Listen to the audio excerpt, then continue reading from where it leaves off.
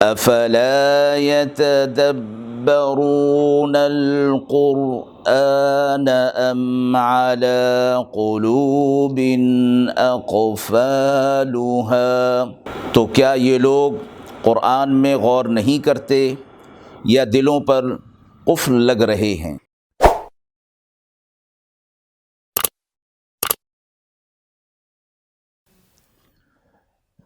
بسم اللہ الرحمن الرحیم۔ السلام علیکم ورحمۃ اللہ۔ ناظرین کرام، درس قرآن کے اس سلسلے میں آج ہم سورہ آل عمران کی آیت نمبر 180 سے ابتدا کر رہے ہیں۔ اعوذ باللہ من الشیطان الرجیم،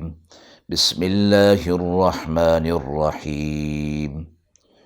وَلَا يَحْسَبَنَّ الَّذِينَ يَبْخَلُونَ بِمَا آتَاهُمُ اللَّهُ مِنْ فَضْلِهِ هُوَ خَيْرًا لَهُمْ بَلْ هُوَ شَرٌّ لَهُمْ سَيُطَوَّقُونَ مَا بَخِلُوا بِهِ يَوْمَ الْقِيَامَةِ وَلِلَّهِ مِيرَاثُ السَّمَاوَاتِ وَالْأَرْضِ وَاللَّهُ بِمَا تَعْمَلُونَ خَبِيرٌ۔ وہ لوگ جو بخل کرتے ہیں یہ خیال نہ کریں کہ اس چیز پر جو اللہ نے ان کو دی ہے اپنے فضل سے کہ یہ بخل بہتر ہے ان کے حق میں، بلکہ یہ بہت برا ہے ان کے حق میں۔ طوق بنا کر ڈالا جائے گا ان کے گلوں میں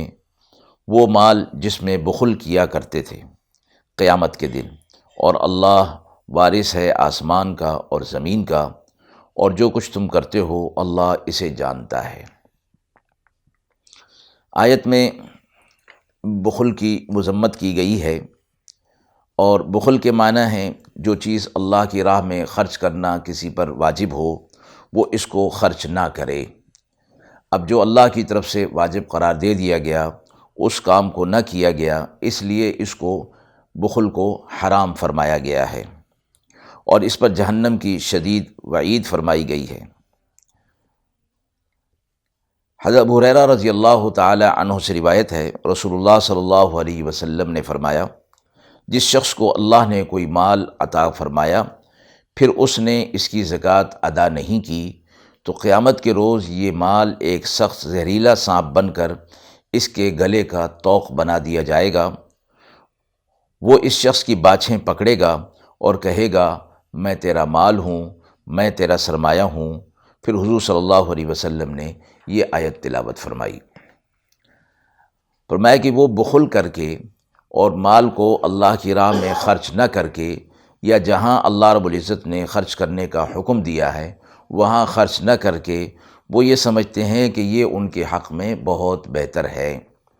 اور اس حوالے سے فرما دیا گیا کہ ان کو یہ گمان نہیں کرنا چاہیے، اس لیے کہ جو چیز اللہ نے خرچ کرنے کا حکم دیا ہے وہ ان کے حق میں بہتر ہے، اور یہ خرچ نہ کر کے بخل کر کے اپنے حق میں بہتر سمجھ رہے ہیں تو یہ ان کو بہتر نہیں سمجھنا چاہیے۔ وضاحت فرما دی گئی اور اس چیز کی مذمت فرما دی گئی کہ یہ بخل تمہارے حق میں بہتر نہیں ہے۔ شیطان وسوسہ ڈالتا ہے کہ جو مال اللہ کی راہ میں خرچ کیا جائے گا اور اپنے مال میں سے خرچ کر دیا جائے گا وہ تو اپنا مال کم ہو جائے گا، جبکہ اللہ نے فرمایا کہ وہ مال کم نہیں ہوتا۔ ایک اور آیت میں فرمایا گیا الشیطان یعیدکم الفقر ویأمرکم بالفحشاء، شیطان تمہیں فقر اور فاقے سے ڈراتا ہے، یعنی جب بات آتی ہے اللہ کی راہ میں مال خرچ کرنے کے لیے تو وہ تمہیں فقر اور فاقے سے ڈراتا ہے اور تمہیں بے حیائی اور برائی کے کاموں میں خرچ کرنے کی ترغیب دیتا ہے۔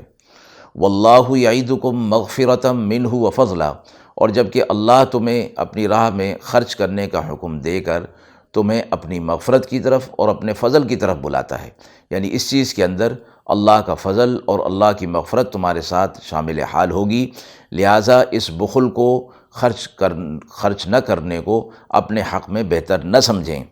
اور آگے بتا دیا گیا حدیث مبارکہ کے اندر بھی یہی مفہوم بتایا گیا کہ سَيُطَوَّقُونَ مَا بَخِلُوا بِهِ يَوْمَ الْقِيَامَةِ، کہ وہ مال طوق بنا کر سانپ بنا کر ان کے گلے کے اندر ڈال دیا جائے گا قیامت کے دن، اور پھر وہ سانپ اس کو کھینچے گا اور کہے گا میں تمہارا مال اور سرمایہ ہوں۔ اور اللہ وارث ہے آسمان و زمین کا، سب کچھ اللہ کا بنایا ہوا، اللہ ان کا مالک اور خالق ہے، اللہ کو ان چیزوں کی ضرورت نہیں۔ یہاں یہ فرمایا گیا کہ اللہ اتنی بڑی چیزوں کا مالک ہے تو تمہارے مال کی اسے ضرورت نہیں ہے، بلکہ تمہارا یہ مال خرچ کرنا تمہارے ہی حق میں بہتر ہوگا۔ اور یہ بات اس میں بتا دی گئی، واللہ بما تعملون خبیر، جو کچھ تم کرتے ہو اللہ اس پر خبر رکھتا ہے، اللہ اس کو جانتا ہے کہ تم دنیا کے لیے خرچ کر رہے ہو یا اللہ کے لیے خرچ کر رہے ہو، اور بخل کر رہے ہو تو کس لیے کر رہے ہو۔ آیت نمبر 181۔ لقد سمع الله قول الذين قالوا إن الله فقير ونحن أغنياء سنكتب ما قالوا وقتلهم الأنبياء بغير حق ونقول ذوقوا عذاب الحريق۔ بے شک اللہ نے سنی ان کی بات جنہوں نے کہا کہ اللہ فقیر ہے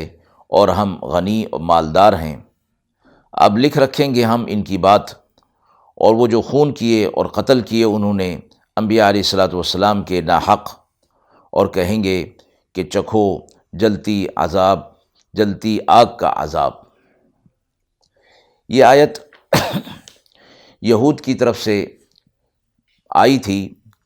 کے بارے میں نازل ہوئی جب آپ صلی اللہ علیہ وسلم نے زکوٰۃ اور صدقات کے احکام قرآن کے حوالے سے بیان فرمائے، تو انہوں نے گستاخی کے طور پر یہ کہنے لگے کہ اللہ نعوذ باللہ فقیر اور محتاج ہو گیا، اس لیے ہم سے ہمارا مال جو ہے وہ مانگتا ہے، جبکہ ہم تو مالدار ہیں اور غنی ہیں۔ تو اس پر یہ آیت مبارکہ نازل ہوئی اور فرمایا گیا کہ اللہ نے ان کی بات کو سن لیا ہے جو یہ کہتے ہیں کہ اللہ فقیر ہے اور ہم غنی ہیں۔ تو آیت کے حوالے سے یہ فرمایا گیا کہ یہ ان کی گستاخی تھی کہ اپنے آپ کو غنی کہہ رہے ہیں اور اللہ کو فقیر کہہ رہے ہیں۔ تو اللہ نے آگے فرما دیا کہ ہم نے ان کی بات کو لکھ لیا ہے، اب قیامت کے دن یہ بات ان کے سامنے آئے گی، اور انہوں نے انبیاء علیہ الصلاۃ والسلام کو بھی ناحق قتل کیا تھا، اور آخرت میں ان کے لیے جلتی ہوئی آگ کا عذاب ہوگا۔ اس حوالے سے کہ اللہ نے جو مال خرچ کرنے کا حکم پچھلی آیت کے اندر آیا تھا، وہ اس حوالے سے یہود کی جو بات تھی وہ اس آیت کے اندر ذکر فرما دی، تو اس لیے نہیں کہ اللہ نادار ہو گیا نعوذ باللہ یا محتاج ہو گیا اس لیے وہ لوگوں سے کہتا ہے کہ مال خرچ کرو، تو فرمایا گیا کہ وہ اللہ اپنے لیے تو مال خرچ کرنے کی کیا حکم نہیں دیتا، بلکہ یہ تو تمہارے اپنے ہی جیسے انسانوں، تمہارے عزیز اقارب یتامہ، ان کے لیے مال خرچ کرنے کا حکم ہے کہ ان کی ضرورت پوری ہو جائے اور ان کا فائدہ ہو جائے، کہ معاشرے کے اندر امن و امان بھی قائم رہے اور ایک دوسرے کی مدد ہو۔ یہ مال خرچ کرنے کی ترغیب تو اس حوالے سے ہے، ورنہ پچھلی آیت کے اندر گزر چکا کہ اللہ زمین و آسمان کا مالک ہے،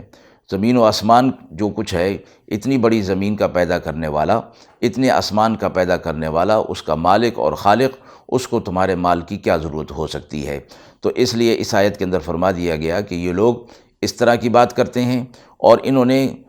انبیاء علیہ الصلاۃ والسلام کو بھی ناحق قتل کیا تھا، بڑے جرم ہیں ان کے، اور ہم نے یہ سارے لکھ لیے ہیں، قیامت کے دن ان کو عذاب کے اندر مبتلا کیا جائے گا۔ آیت نمبر 182۔ ذَلِكَ بِمَا قَدَّمَتْ أَيْدِيكُمْ وَأَنَّ اللَّهَ لَيْسَ بِظَلَّامٍ لِّلْعَبِيدِ۔ یہ بدلہ اس کا ہے جو تم نے اپنے ہاتھوں سے آگے بھیجا، اور اللہ اپنے بندوں پر ظلم نہیں کرتا۔ یعنی عذابات کا جو اس آیت کے اندر ذکر ہے یا دیگر آیات کے اندر، تو فرمایا گیا کہ مجرمین کے لیے جو عذاب ہے دراصل یہ ان کے اپنے اعمال کے نتائج ہیں، اور انہوں نے اپنے ہاتھ سے یہ سارے کام کیے، اس کے بدلے میں انہیں عذاب دیا جا رہا ہے۔ اللہ اپنے بندوں پر ظلم نہیں فرماتا، ایک ذرے کے برابر بھی ظلم نہیں فرماتا۔ اللہ اپنے بندوں سے محبت کرتا ہے، یہ بندے اللہ کی نافرمانی کر کے اپنے آپ کو اللہ کے عذابات کا مستحق ٹھہراتے ہیں۔ ایک آیت میں فرمایا گیا ان اللہ لا یظلم مثقال ذرہ،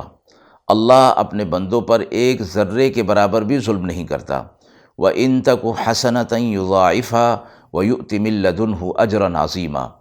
اگر تم کوئی نیکی لے کر آتے ہو تو اللہ اس کا اجر بڑھا دیتا ہے اور تمہیں اپنی طرف سے اجر عظیم عطا فرماتا ہے۔ وہ رب جو ایک نیکی پر 10 گنا اور 10 گنا سے لے کر 700 گنا تک اجر دے، وہ اپنے بندوں پر ظلم نہیں کرتا۔ اس لیے بار بار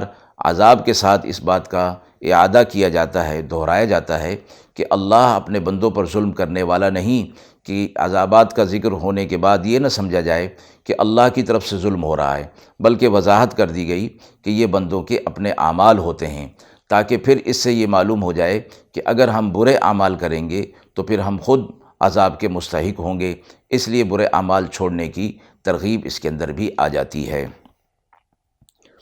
آیت نمبر 183، الذين قالوا إن الله عهد إلينا ألا نؤمن لرسول حتى يأتينا بقربان تأكله النار قل قد جاءكم رسل من قبلي بالبينات وبالذي قلتم فلم قتلتموهم إن كنتم صادقين۔ وہ لوگ جو کہتے ہیں کہ اللہ نے ہمیں کہہ رکھا ہے کہ یقین نہ کریں کسی رسول کا جب تک کہ نہ لائے وہ ہمارے پاس قربانی کہ کھا جائے اس کو آگ، تو آپ فرما دیجئے کہ آ چکے رسول مجھ سے پہلے کتنے تمہارے پاس نشانیاں لے کر، اور یہ بھی جو تم نے کہا، پھر ان کو کیوں قتل کیا تم نے اگر تم اپنی بات میں سچے ہو۔ یہ یہود تھے جو آپ صلی اللہ علیہ وسلم سے کہتے تھے کہ ہماری کتابوں میں یہ لکھا ہے کہ ہم اس رسول کی بات کو نہیں مانیں گے جب تک کہ وہ ایسا معجزہ ہمیں نہ دکھا دے کہ وہ اگر قربانی کرے یا قربانی اس کی آسمان سے آگ اس کو جلا دے، اس وقت تک ہم اس پر ایمان لانے والے نہیں ہیں۔ قربانی اللہ کی راہ میں اللہ کی رضا کے لیے صدقہ دینا اور کوئی چیز نذر کرنا اس کو کہا جاتا ہے، اور پہلی شریعتوں میں قربانی کے قبول ہونے کی صورت یہ ہوتی تھی کہ پہاڑی پر کسی اونچی جگہ پر قربانی کی چیز کو رکھ دیا جاتا اور آسمان سے ایک آگ آتی جو اس کو کھا جایا کرتی تھی۔ یہ اس قربانی کے قبول ہونے کی دلیل ہوا کرتی تھی، اور مال غنیمت کو بھی اسی طرح رکھ دیا جاتا اور آسمان سے آگ آتی اور اس کو کھا جاتی، جلا ڈالتی، خود استعمال نہیں کیا جا سکتا تھا۔ گزشتہ امتوں میں یہ طریقہ رائج تھا، اس امت کے اندر یہ طریقہ ختم کر دیا گیا اور مال غنیمت کو اہل ایمان کے لیے جائز قرار دے دیا گیا، اور قربانی کا قبول ہونے کا یہ طریقہ بھی منسوخ کر دیا گیا۔ یہود کہا کرتے تھے کہ ہمارے پاس اس طرح کا معجزہ اگر ہوگا کہ قربانی کو آسمان سے آگ کھا جائے گی تب ہم آپ پر ایمان لائیں گے۔ اس کا جواب اس آیت کے اندر دیا گیا کہ یہ لوگ کہتے ہیں کہ اس طرح کا معجزہ ہمیں دکھایا جائے، جبکہ اس سے بڑھ کر معجزات آپ صلی اللہ علیہ وسلم کو عطا فرمائے گئے تھے۔ تو آپ صلی اللہ علیہ وسلم سے فرمایا گیا کہ آپ ان سے کہہ دیجئے کہ مجھ سے پہلے بھی تو بہت سے انبیاء علیہ الصلوۃ والسلام آئے اور بہت سی نشانیاں، اس قسم کی نشانیاں بھی وہ لے کر آئے، لیکن تم نے ان کو مانا نہیں بلکہ تم نے انہیں قتل کر دیا۔ اب بتاؤ تم اس بات میں کتنے سچے ہو؟ یعنی تمہارا یہ کہنا کہ میں یہ قربانی پیش کروں اور آسمان سے آگ آ کر اسے ختم کر دے، اسے کھا جائے، تو پھر تم ایمان لاؤ گے؟ تمہارا یہ دعویٰ بالکل غلط ہے، اس سے پہلے بھی تم یہ کر چکے ہو، تم اپنی بات میں سچے نہیں ہو۔ آیت نمبر 184، فَإِن كَذَّبُوكَ فَقَدْ كُذِّبَ رُسُلٌ مِّن قَبْلِكَ جَاءُوا بِالْبَيِّنَاتِ وَالزُّبُرِ وَالْكِتَابِ الْمُنِيرِ۔ پھر اگر یہ آپ کو جھٹلائیں تو آپ سے پہلے بھی جھٹلائے گئے بہت سے رسول جو نشانیاں لائے تھے اور صحیفے لائے تھے اور روشن کتاب لائے تھے۔ اب آپ صلی اللہ علیہ وسلم کی تسلی اس آیت کے اندر فرمائی گئی۔ پچھلی آیت کے حوالے سے یہ بات ہے کہ وہ آپ صلی اللہ علیہ وسلم سے اس قسم کا معجزہ چاہ رہے تھے کہ قربانی رکھی جائے اور آسمان سے آگ آئے اور اسے جلا دے، اسے کھا جائے۔ تو آپ صلی اللہ علیہ وسلم سے فرمایا گیا کہ اگر یہ لوگ آپ کو جھٹلا رہے ہیں، آپ کی نبوت و رسالت کا اقرار نہیں کر رہے، تو اس میں آپ کو دل چھوٹا نہیں کرنا چاہیے، رنجیدہ خاطر نہ ہوں، اس لیے کہ آپ سے پہلے جو انبیاء علیہ الصلوۃ والسلام آئے، اللہ نے انہیں بھی ہدایت دی تھی، نشانیاں دی تھیں، صحائف دیے تھے اور واضح نشانیاں دی تھی، معجزات بھی دیے تھے، لیکن ان لوگوں نے ان کا بھی انکار کر دیا۔ تو اس میں آپ صلی اللہ علیہ وسلم کی تشفی ہے۔ فرمایا بالبینات، عقلی دلائل اور معجزات ان کو دیے گئے تھے۔ والزبر، اور زبور کی جمع ہے، وہ رسالے جس میں اخلاقی نصیحتیں موجود ہوں، وہ لے کر آئے تھے، جن کو صحائف بھی کہا جاتا ہے۔ اور والکتاب المنیر، واضح اور روشن کتاب کہ جس میں احکامات، شریعت کے احکامات موجود ہوں، اس کو کتاب المنیر کہا جاتا ہے۔ تو وہ گزشتہ انبیاء علیہ الصلوۃ والسلام یہ سب چیزیں لے کر آئے، لیکن ان لوگوں نے ان کا بھی انکار کر دیا۔ آیت نمبر 185، کل نفس ذائقۃ الموت وإنما توفون أجوركم يوم القيامة فمن زحزح عن النار وأدخل الجنة فقد فاز وما الحياة الدنيا إلا متاع الغرور۔ ہر نفس کو موت کا ذائقہ چکھنا ہے، اور تم کو پورا بدلہ ملے گا قیامت کے دن۔ اور جو کوئی دور کر دیا گیا دوزخ سے اور داخل کیا گیا جنت میں، تو وہ کامیاب ہو گیا، اور دنیا کی زندگانی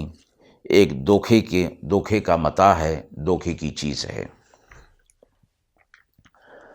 ہر نفس کے لیے فرمایا گیا کہ موت ہے، جو اس دنیا میں آیا اس کو موت آنے والی ہے، اور آخرت رکھی اسی لیے گئی کہ اس دنیا کے اندر جو اعمال کیے جا رہے ہیں ان کا پورا بدلہ دیا جائے، اچھے اعمال کا پورا بدلہ اور برے اعمال کی پوری سزا اس دنیا میں ممکن نہیں۔ اور یہ دنیا دار الجزا نہیں، دار العمل ہے، یہاں عمل ہوگا اور اس کی جزا یا سزا کے لیے اللہ رب العزت نے آخرت کو مقرر فرمایا ہے۔ تو آیت میں فرمایا گیا کہ ہر نفس کو موت کا ذائقہ چکھنا ہے۔ اس حوالے سے حدیث مبارکہ میں فرمایا گیا کہ کوئی شخص اپنے لیے موت کی تمنا نہ کرے، البتہ اگر زیادہ وہ سمجھتا ہے کہ مشکلات کے اندر، پریشانی کے اندر ہے، تو وہ اللہ سے یوں دعا کر سکتا ہے کہ اللہ اگر میرے حق میں زندگی بہتر ہے تو مجھے زندہ رکھ، اور میرے حق میں موت بہتر ہے تو مجھے موت عطا فرما۔ اب یہ فرمایا کہ یہ چیز موت کی دعا نہیں، بلکہ اللہ رب العزت کی مشیت پر راضی رہنے والی بات ہے۔ اسی طرح ایک حدیث میں حضرت عمر رضی اللہ تعالی عنہ کی ایک بات ہے کہ وہ شہادت کی موت کی طلب کیا کرتے تھے، اللہم اجعل شہادتاً فی سبیلک، کہ اللہ مجھے اپنے راستے میں شہادت عطا فرما۔ تو شہادت بھی دراصل ایک موت ہی ہے، لیکن فرمایا کہ یہ موت کا اعلیٰ درجہ ہے، اور یہ اللہ رب العزت کی طرف سے اس کی دعا کرنا موت کی دعا نہیں بلکہ شہادت کی دعا ہے۔ اور شہادت کا مطلب ہے کہ اللہ کے کلمے کی سربلندی کے لیے آخری حد تک جا کر اپنی جان جیسی عزیز چیز کو بھی قربان کر دینا، اس کو شہادت کہا گیا۔ تو یہ موت کی تمنا میں یہ بات داخل نہیں، بلکہ شہادت کے عظیم رتبے کو پانے کے لیے یہ دعا کی گئی ہے۔ تو قیامت کے دن پورا بدلہ دیا جائے گا۔ فمن زحزح عن النار، جو کوئی آخرت میں آگ سے بچا لیا گیا اور جنت میں داخل کر دیا گیا تو یہی کامیاب ہوگا۔ یعنی دنیا کے اندر اس نے ایسے کام کیے کہ جو عذاب سے بچانے والے تھے اور جنت میں لے جانے والے تھے، تو کامیابی دراصل اسی کی ہے۔ اور رہی بات دنیا کی، تو فرمایا یہ تو بہت تھوڑی ہے، متاع قلیل، دنیا کسی کو ساری کی ساری مل جائے تب بھی اس کو قلیل کہا گیا، اور متاع الغرور کہا گیا، دھوکے کا گھر کہا گیا، دھوکے کی چیز کہ ظاہری طور پر چمکتی ہوئی چیز ہے، ظاہری طور پر فائدے کی چیز ہے، لیکن اللہ رب العزت نے فرمایا کہ یہ وقتی ہے، دائمی نہیں، یہ عارضی ہے، مستقل نہیں، اس لیے اس کو ضرورت کے تحت استعمال کیا جائے، ضرورت کے تحت اختیار کیا جائے، اور اس کو مقصد نہ بنایا جائے۔ دنیا کو مقصد نہ بنایا جائے بلکہ آخرت کو مقصد بنایا جائے، دنیا کو ضرورت کے درجے میں رکھا جائے اور آخرت کو مقصد کے درجے میں رکھا جائے۔ آیت نمبر 186، لَتُبْلَوُنَّ فِي أَمْوَالِكُمْ وَأَنفُسِكُمْ وَلَتَسْمَعُنَّ مِنَ الَّذِينَ أُوتُوا الْكِتَابَ مِنْ قَبْلِكُمْ وَمِنَ الَّذِينَ أَشْرَكُوا أَذًى كَثِيرًا وَإِن تَصْبِرُوا وَتَتَّقُوا فَإِنَّ ذَلِكَ مِنْ عَزْمِ الْأُمُورِ۔ البتہ تمہاری آزمائش ہوگی مالوں میں اور جانوں میں، اور البتہ سنو گے تم اگلی کتاب والوں سے اور مشرکوں سے بدگوئی، اور اگر تم صبر کرو اور پرہیزگاری اختیار کرو تو یہ ہمت کے کام ہے۔ خطاب مسلمانوں سے، اہل ایمان سے کیا جا رہا ہے کہ اللہ رب العزت تمہاری آزمائش کریں گے، امتحان تمہارا لیا جائے گا، مال میں بھی اور جان میں بھی، ہر حوالے سے تمہارا امتحان ہوگا، اور اہل کتاب تمہارے لیے ایسی بات کریں گے جو تمہارے لیے تکلیف کا باعث ہوگی، پریشانی کا باعث ہوگی، اور ہر قسم کی تکالیف اس کے اندر آ جاتی ہے۔ اشرکوا اذًا کثیرا، کثرت کے ساتھ، زیادہ تعداد میں، اور زیادہ تمہیں تکالیف کے اندر مبتلا کریں گے، اور ان تکالیف کا مطلب یہ ہوگا کہ تم ان تکالیف کو دیکھتے ہوئے ایمان سے پھر جاؤ، ہٹ جاؤ، اور پرانے راستے پر تم چل پڑو، جبکہ اللہ فرما رہے ہیں کہ یہ تمہاری آزمائش ہے، اور اس آزمائش میں تم پورا اترو گے۔ تو اس آزمائش میں کیسے پورا اترا جائے گا؟ وَإِن تَصْبِرُوا وَتَتَّقُوا، تم صبر کرو، یعنی ان کی طرف سے جو باتیں تمہیں سننے کو مل رہی ہیں ان پر تم صبر کر لو، کہ تمہیں پہلے بتا دیا گیا کہ یہ تمہاری آزمائش ہو رہی ہے، تمہارا امتحان ہو رہا ہے، لہٰذا ان کی باتوں پر تم صبر کر لو۔ وَتَتَّقُوا، اور جو ہماری طرف سے تمہیں احکامات دیے گئے ان کی اطاعت کرو، فرمانبرداری کرو، تو تقویٰ تمہیں حاصل ہوگا۔ جب صبر اور تقویٰ یہ دو چیزیں تم اختیار کرو گے تو یہ کام بڑے ہمت والے اولو العزم کام ہیں۔ تو جب یہ کام تم کر لو گے تو اللہ رب العزت تمہیں ایمان پر، صراط مستقیم پر ثابت قدم کر دے گا، اور پھر یہ جو تمہیں تکالیف دے رہے ہیں، تمہیں پریشان کر رہے ہیں، صراط مستقیم سے ہٹانے کی کوشش کر رہے ہیں، ان کے سارے حربے، ساری سازشیں ناکام ہو جائیں گی، اور اللہ کی مدد و نصرت اہل ایمان کے ساتھ ہوگی۔ وآخر دعوانا ان الحمد للہ رب العالمین۔